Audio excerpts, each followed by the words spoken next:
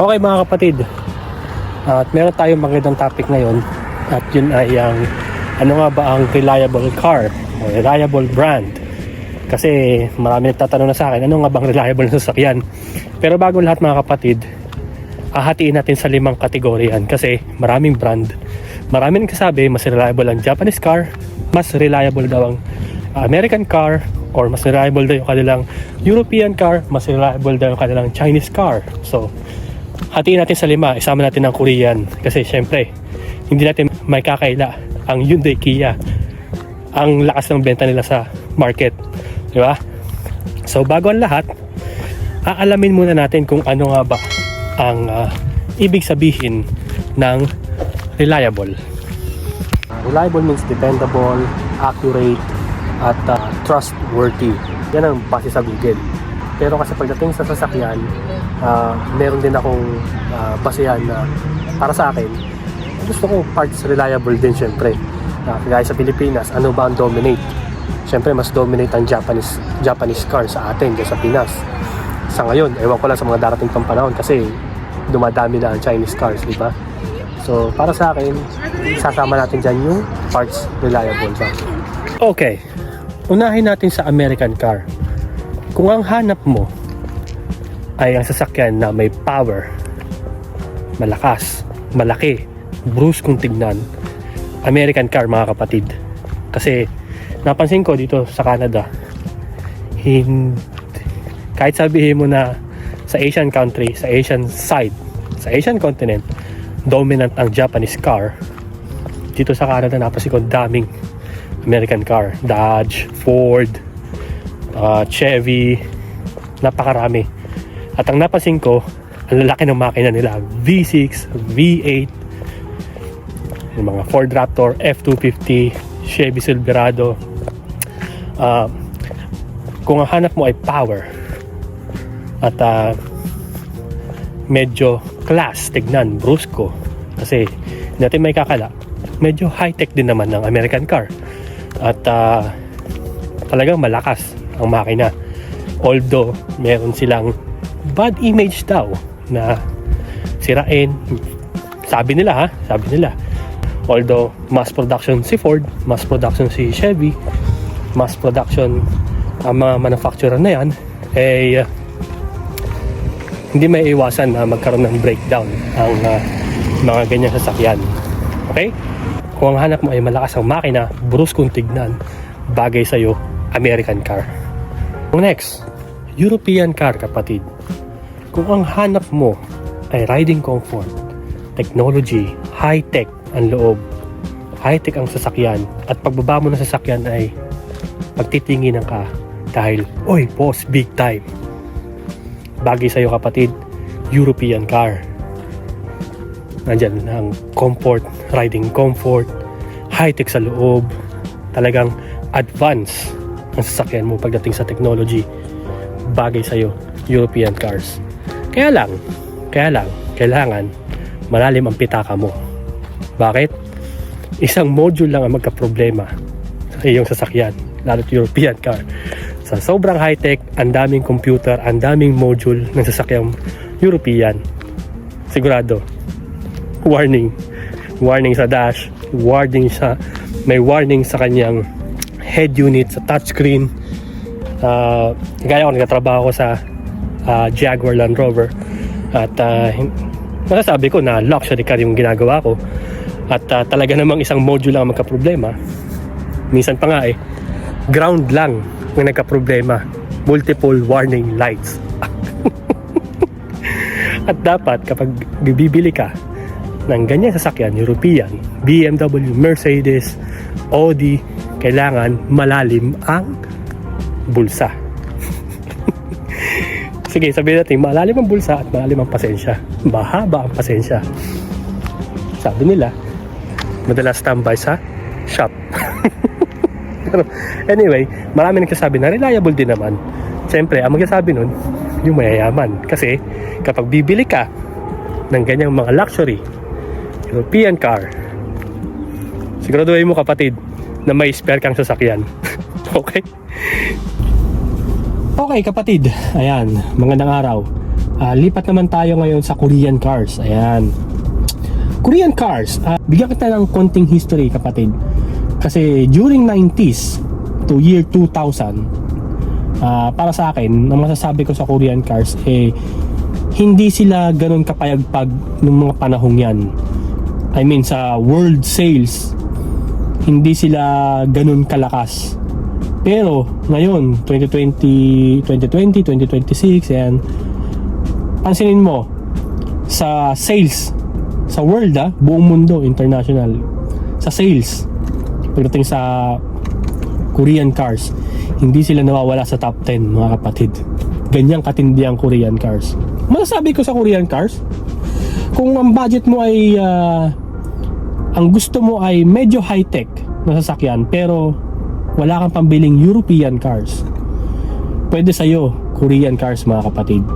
Kasi napansin ko sa Korean cars, yung kanilang accessories sa loob, yung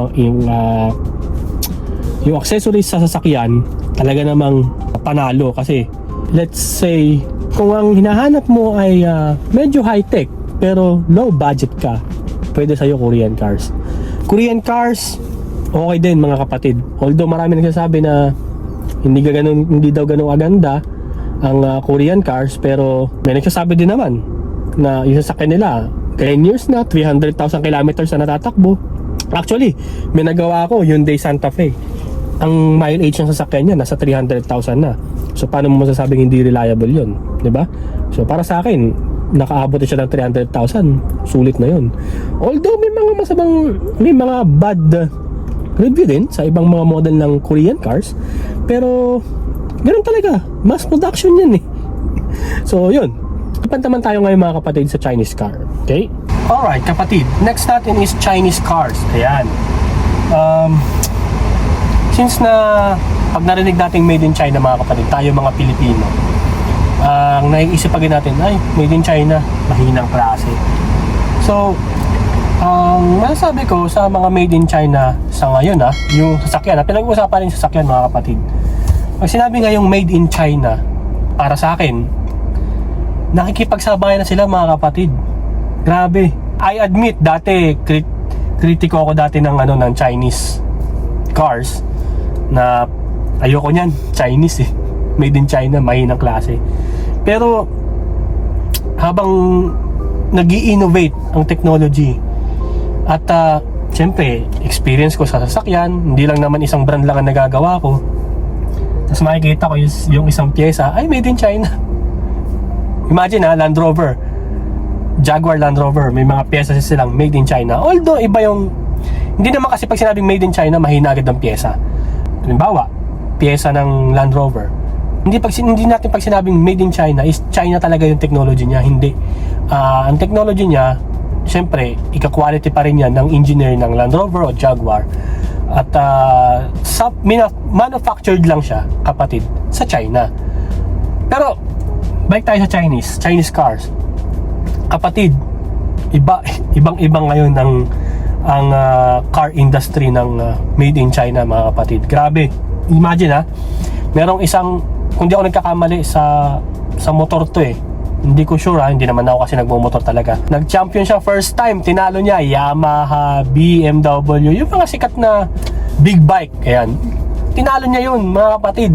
For the first time, tinalo ang made in China na big bike, kapatid, sa competition. Tinalo nila yung mga Japanese, European, tinalo nila. Grabe.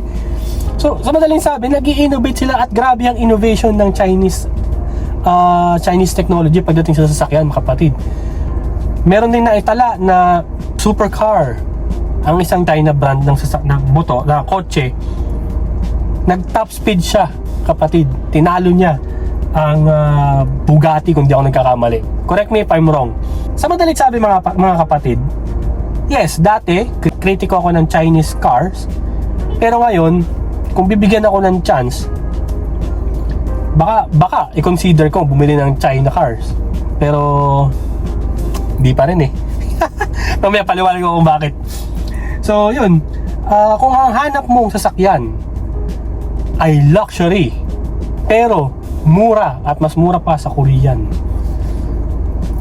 Kung di ako nagkakamali, mas mura sila sa Korean, mga kapatid. China car ang hanapin mo. Imagine, mga kapatid, heated seat, sunroof, lane assist, halos kompleto ang feature sa loob ng sasakyan. Kagaya nito, kapatid, Jaguar F-Pace. Meron siyang lane assist, limiter cruise control, sunroof, heated seat. Pakita natin. Meron siyang heated seat. Ayan, yung mga feature na ganyan. Kapatid, Chinese car, meron yan. Ang mura pa, di ba? Imagine that. Okay, let's jump naman sa Japanese cars, mga kapatid. So ngayon, baka sabihin nyo medyo bias ako pala sa Japanese cars. Pero baka. So, sa Japanese cars naman, mga kapatid, ang kagandahan sa Japanese cars, tingin ko yung mga engineer ng Japanese auto industry, ang iniisip nila, longevity ng sasakyan. Yung tipong kahit bulok na yung body ng sasakyan, umaandar pa rin yung makina. Well, para sa akin kasi ang mga Japanese cars, Toyota, Mitsubishi, Subaru, Honda, Mazda, kumbaga yung reliability nila pagdating sa after sales, yung pyesa, lalo na sa atin dyan sa Pilipinas, ay napakadali ng pyesa ng Mitsubishi, Toyota, at yung sasakyan nila kasi, di ba, ewan ko kung narinig ninyo, meron pang umaabot ng 1 million ng kanyang mileage sa kanyang odometer, di ba? Indication yan na talagang yung sasakyan tumatagal ng ganyang katagal. Well, medyo nagiging bias ako pagdating sa Japanese cars kasi ang mga sasakyan ko kasi Japanese cars eh. Baka sabihin nyo, napaka-bias ko naman pagdating sa Japanese cars. Sinasabi ko naman, mga kapatid, yun nga, kaya nasabi ko, longevity, sa features, not much. Kumbaga, pagdating sa features, mas dehado pa nga ang Japanese cars kaysa sa Chinese cars tsaka Korean cars. Kung makikita mo yung mga trims, interior trims, yung features sa loob, i-compare mo sa mga Chinese tsaka Korean cars, di ba? Medyo mas high-tech ang Korean tsaka Chinese cars. Pero pagdating sa pyesa at tsaka sa longevity, panalo talaga Japanese cars para sa akin. Sa madaling salita, mga kapatid, bigyan natin ng sample. Ang European car, ang mga engineer sa European auto industry, ang thinking nila, kailangan comfort, na nandun yung technology, at luxurious siya, kaya mahal. Ngayon naman sa American, ang mga engineer ng American auto industry, mga kapatid, ang thinking naman nila, kailangan strong tayo, kailangan powerful ang mga sasakyan ginagawa natin, kailangan malakas, kaya lalaki, V6, V8, ganyan. Gusto nila dominate sila pagdating sa power. Ayan. Sa Korean naman, ang target nila is yung luxurious style pero hindi siya ganoon kamahal. Okay? Sa Chinese naman, nandun ang luxury pero mura. Sa Japanese cars naman, ang target ng mga Japanese engineer sa auto industry nila ay yung mga mga kuripot. Kagaya ko. I mean, more on reliable sila. Gusto nila tumatagal sa sasakyan nila. Okay, ngayon, sa limang binanggit ko, European, American, Korean, Chinese, and Japanese, magiging bias ako. Kasi kung akong tatanungin nyo kung anong reliable para sa akin, magiging bias ako. Japanese ang pipiliin ko kasi doon ako sa mas tumatagal, di ba? I mean, sabi nila, yung mga bagong labas ngayon na Japanese, kagaya ng sa Toyota, Mitsubishi, hindi na rin daw ganun ka-reliable. Well, kapatid, kanya-kanya pa rin naman tayo ng perspective kung anong bibili natin, kung ano yung interpretasyon natin sa reliable. Ako, nagbe-base ako sa experience ko sa pagiging mekaniko ko. Bumabase ako sa ganun. Kaya, mas makikita ko na para sa akin, mas reliable ang Japanese. Pero kung mayaman ako, bilyonaryo ako, bibili akong luxury car. Bakit naman hindi? Diba? At gaya na sabi ko sa inyo, bakit Japanese? At bakit bias ako? Kasi sasakyan ko puro Mitsubishi. Meron akong 1996 na van, Versa van. Meron akong Lancer na 2000 model.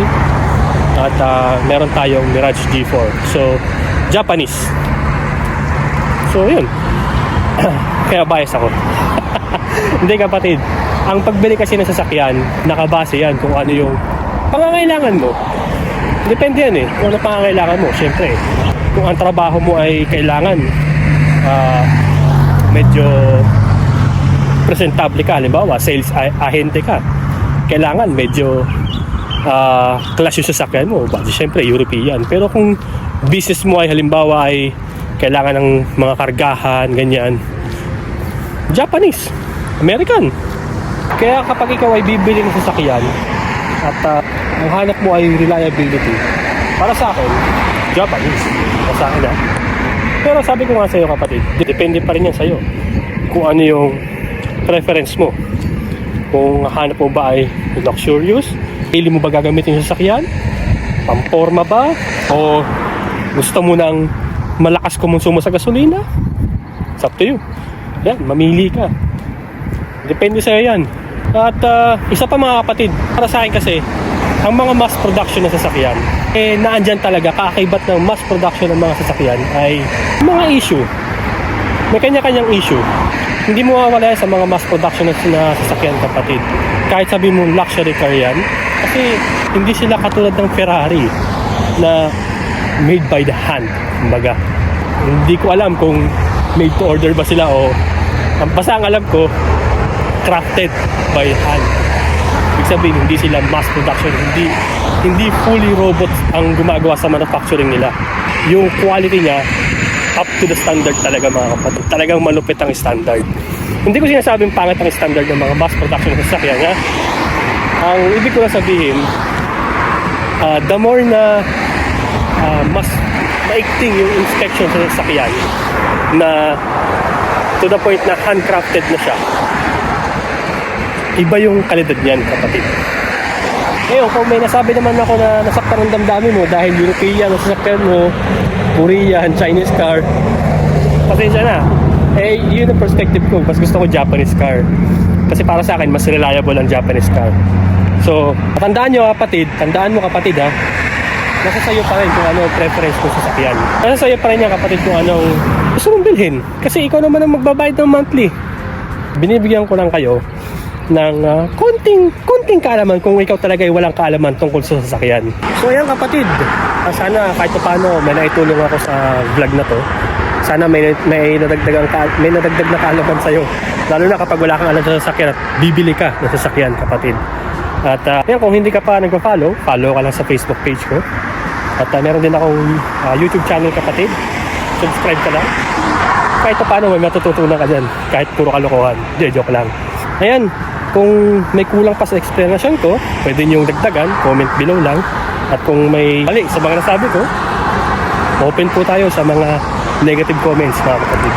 Ayan, salamat po sa lahat and God bless us all.